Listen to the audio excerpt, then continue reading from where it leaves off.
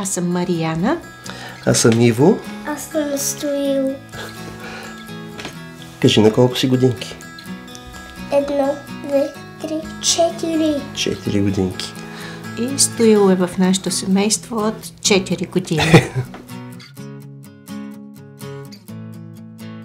Ние дълго време не можахме да имаме наши деца. Дълго време, 12 години.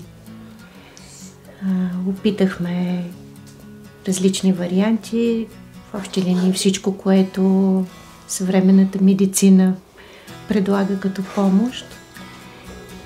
Никога не сме се притеснявали да осиновим дете от ромски произход или от какъвто и да било друг произход. Винаги сме осъзнавали, че детето си е дете.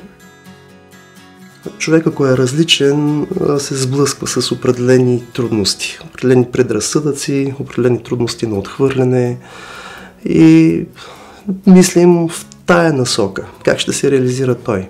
Но за момента всичко е наред. За момента в детска градина, сред приятели, в семейството печели само симпатии.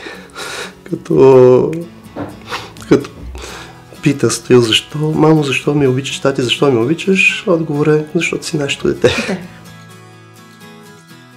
Донесе много радост. Прекрасно е сутрин, като се събуди и започва да си пее. Той е всъщност едно много жизнерадостно дете. Още като го осиновихме, той беше на 4 месеца, като го взехме в къщи. Съвсем малко бебе, но дойде с една голяма усмивка. И продължава тая усмивка. Да. Ние познаваме и други деца. Да, ние познаваме и други деца. Ромски произход, осиновени. Прекрасни са. Прекрасни са. И по нищо не са по-различни от всички останали деца. Постоянно казвам, мамо, обичам те, тате, обичам те. Да, аз съм изненадан. Колко често тази дума обичам те в речника му. Прекрасен. Сигурно като всички родители, за нас това е прекрасен.